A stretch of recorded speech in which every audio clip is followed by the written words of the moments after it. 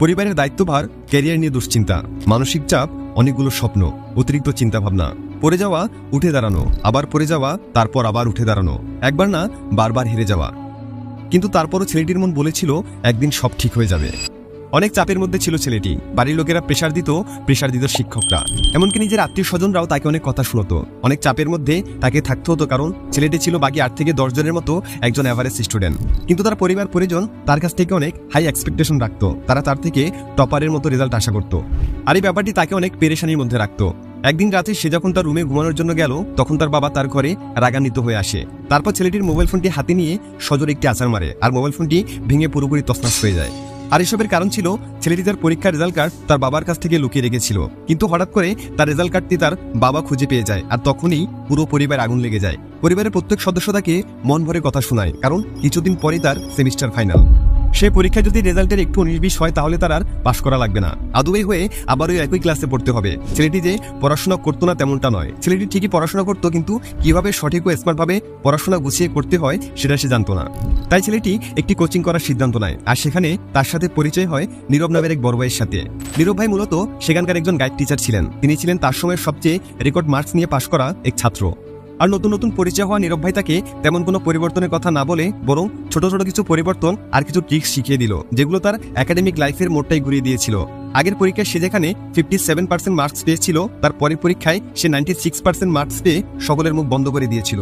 আর তার বাবা যেখানে কয়েক মাস আগে তার ফোনটি আছাড় মেরে ভেঙে ফেলেছিল, সেখানে তার বাবা তাকে একটি নতুন ফোন গিফট করে। আর পরবর্তী দিনগুলোতেও সেই ছেলেটি নীরব ভাইয়ের শেখানো সেই ট্রিক্সগুলো ব্যবহার করে পড়াশোনা করে, যার ফলে সে তার স্টুডেন্ট লাইফে সাকসেসফুল হয়ে চাকরি জীবনেও ছক্কা মেরে দেয়। বিশাল বড় এক ব্যাংকে তার চাকরি হয়ে যায়। তো এবার প্রশ্ন হলো, সেদিন নীরব ভাই তাকে কেমন বলেছিল যে সেদিনের পর থেকে ওই ছেলেটি নিজের স্টুডেন্ট লাইফকে পুরোপুরি গুছিয়ে ফেলেছিল? আর হয়তোবা সেগুলো জানার পর আরো অসংখ্য স্টুডেন্ট যারা এখন এই ভিডিওটি দেখছে, তারা ওই ট্রিক্সগুলো নিজের জীবনে অ্যাপ্লাই করে সেই ছেলেটির মতো নিজের ক্যারিয়ার সেট করে ফেলতে পারবে। নিজের জীবন থেকে পড়ালেখা নিয়ে সকল দুশ্চিন্তা দূর করে শান্তিতে পড়াশোনা করে নিজের ক্যারিয়ারটা গুছিয়ে নিতে পারবে। আর আগেই বলে রাখি, এটা কিন্তু একটা সত্য ঘটনা। আর নীরব ভাই সেদিন ওই ছেলেটিকে কি কি ট্রিক্স শিখিয়ে দিয়েছিল তা আমি তোমাকে আজকের এই ভিডিওতে শিখিয়ে দিতে চলছি। কিন্তু একটি শর্ত আছে, এই ট্রিক্সগুলো তখনই তোমার উপরে কাজ করবে যখন তুমি নিজের মন থেকে পড়াশোনায় আগ্রহী হবে। যদি তুমি এমন ভেবে থাকো যে পড়াশোনা করতে একটু ভালো লাগে না, পড়াশোনায় মন বসে না, তাই এই ভিডিওটি দেখে নিজের স্টাডি ক্যারিয়ারকে পুরোপুরি পরিবর্তন করার কথা ভাবছো, তাহলে এই ভিডিওটি তোমার জন্য না। কারণ আমি তোমাকে যে ছেলেটির কথা এতক্ষণ ধরে বললাম, সেই ছেলেটি কিন্তু পড়াশোনা করতে চাইতো এবং করতো, কিন্তু কিভাবে স্মার্ট ও গুছিয়ে পড়াশোনা করতে হয় সেটা সে জানতো না। আর তোমার ক্ষেত্রে যদি ব্যাপারটা এমন হয়ে থাকে, তাহলে আমি তোমার এই সমস্যাটির সমাধান করে দিতে পারবো। তো শুরুতেই বিশেষ একটা ট্রিক্স দিয়ে শুরু করতে চাই, আর সেটা হলো সবকিছুকেই সাধারণভাবেই গ্রহণ করা।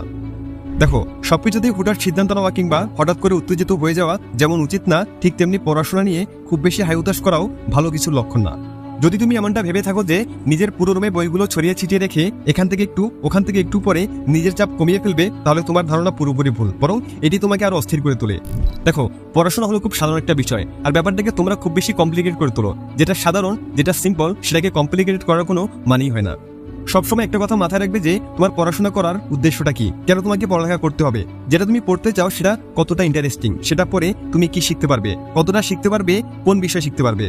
তাহলেই দেখবে তোমার মন পুরোপুরি ওই একটি নির্দিষ্ট বিষয়ের উপরে ফোকাস করে ফেলছে। খুব বড় প্ল্যানিং এর দরকার নেই, ছোট্ট একটি প্ল্যানিং করে রোজ একটু একটু করে সেগুলো স্টেপ বাই স্টেপ পূরণ করতে থাকো। আর এটার মাধ্যমে তুমি খুব সহজেই বুঝে যাবে যে তোমাকে ঠিক কোথা থেকে পড়া শুরু করতে হবে আর কোথায় শেষ করতে হবে। আর পড়াশোনাটাকে ঠিক এভাবেই সাধারণ একটা বিষয় বানিয়ে ফেলো, দেখবে পড়াশোনাকে তুমি এনজয় করতে পারবে। শুধু শুধু এটাকে জটিল বানিয়ে নিজের উপরে চাপ, হতাশার, মানসিক অশান্তি বাড়ানোর কোনো মানে আমি দেখছি না। পয়েন্ট নাম্বার 2, আরামকে বর্জন করো। হয়তো তোমার শুয়ে শুয়ে পপকর্ন খেতে খেতে মুভি দেখতে বেশ ভালো লাগে, কিংবা রিল্যাক্সে কানে হেডফোন লাগিয়ে চোখ বুজে গান শুনতে ভালো লাগে ভিডিও গেমস খেলতে ভালো লাগে, তোমার শুয়ে শুয়ে রিলস স্ক্রলিং করতে। আর এভাবে এগুলো করতে করতে কিভাবে যে সময় পার হয়ে যায় সেটা তুমি টেরই পাও না। তাই তোমাকে সেই সমস্ত কিছু থেকে দূরে থাকতে হবে যেগুলো করতে তোমার ভালো লাগে, যেগুলো একবার শুরু করলে সময় কিভাবে পার হয়ে যায় সেটা তুমি টেরই পাও না। এমন সমস্ত কাজ তোমাকে আজ এখন এই মুহূর্ত থেকে ছেড়ে দিতে হবে। বন্ধুদের সাথে আড্ডা দাও, সেটা মানলাম, কিন্তু কখনো কি পড়াশোনা নিয়ে একসাথে ডিসকাশন করেছো? আমার তো মনে হয় যে করেছো, কিন্তু কেন করোনি? আর আমি এটাও জানি তোমার কাছে এর কোনো উত্তর নেই, আর থাকবে বা কি হবে? তুমি তো ব্যস্ত ছিলে আরামায়েশ আর ভালো লাগা নিয়ে। কিছু পেতে চাইলে কিছু ত্যাগ করতে হয়, তাই তোমাকে ওই সমস্ত কাজ বন্ধ করে দিতে হবে যেগুলো তোমাকে পড়াশোনা থেকে দূরে সরিয়ে রাখে। পয়েন্ট নাম্বার 3, সঠিক সময়ে পড়তে বসা। না, তুমি আবার মনে করো না যে আমি তোমাকে ভোরবেলায় 7 সকালে উঠে পড়তে বসার কথা বলবো কিংবা রাত জেগে নীরবে পড়তে বলবো, কারণ ছোটবেলা থেকেই তো তুমি শুনে এসেছো যে সকালবেলা ভোরে পড়তে বসলে পড়া ভালো মুখস্থ হয়। এই কথার সত্যতা আজ আর যাচাই করলাম না, কারণ আমি তোমাকে সঠিক সময়ে পড়তে বসতে বলছি, 7 সকালে না। যদি তোমার মধ্যে হতাশা কাজ করে তাহলে তুমি পড়তে বসিও না। যদি তোমার প্রচন্ড ক্ষুধা লেগে থাকে তাহলে পড়তে বসার দরকার নেই। যদি তোমার চোখে প্রচন্ড ঘুম ধরে থাকে তাহলেও পড়তে বসতে হবে না, কিংবা যদি তোমার খেলতে যাওয়ার সময় কেউ পড়তে বসতে বলে তাহলেও পড়তে বসার দরকার নেই। কারণ যদি তুমি তখন পড়তে বসো তাহলে কোনো লাভ নেই, কারণ তোমার মন তখন পড়ার উপরে থাকবে না। যতই বইয়ের উপরে তাকিয়ে থাকো না কেন, তোমার পড়ায় মন বসবে না। তাই যখন তোমার মধ্যে কোনো টেনশন কিংবা হতাশা থাকবে না, যখন তোমার ক্ষুধা থাকবে না, যখন তোমার ঘুম একদম পরিপূর্ণ অবস্থায় থাকবে এবং তোমার মাইন্ড একদম ফ্রেশ থাকবে, তখনই তুমি পড়তে বসো এবং ততক্ষণ পর্যন্ত পড়ো যতক্ষণ পর্যন্ত না পড়ার টেবিলে বসে থাকতে থাকতে তোমার মেরুদণ্ড ব্যথা হয়ে যায়। Point number 4, focus on your target. এমন অনেকেই আছে যারা সারাদিন পরেও ভালো রেজাল্ট করতে পারে না, আবার এমন অনেক মানুষ আছে যারা শুধুমাত্র অল্প কিছুক্ষণ পরে পরীক্ষায় ভালো একটি রেজাল্ট করে। কিন্তু অন্যদিকে যে ছেলেটি দিনরাত 24 ঘন্টা এক করে পড়ার টেবিলে বসেছিল সে হয়তো তার সিলেবাসই শেষ করতে পারেনি। কিন্তু এর কারণটা কি? এর কারণ হলো কোনো ফোকাস না থাকা, কোনো টার্গেট না থাকা। যারা স্মার্ট ও চতুর তারা সবসময় পড়তে বসার আগে একটি টার্গেট সেট করে যে আজকে তাকে ঠিক কোথা থেকে কোন পর্যন্ত পড়তে হবে।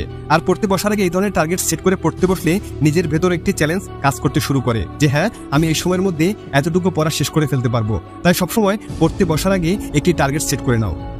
পয়েন্ট নাম্বার 5, সামান্য কিছুতেই সিরিয়াস হওয়া যাবে না। এমন অনেক স্টুডেন্ট আছে যারা যে কোনো কিছুতেই খুব বেশি সিরিয়াস হয়ে যায়, কিন্তু তোমাকে সিরিয়াস না বরং চতুর হতে হবে, মজবুত হতে হবে।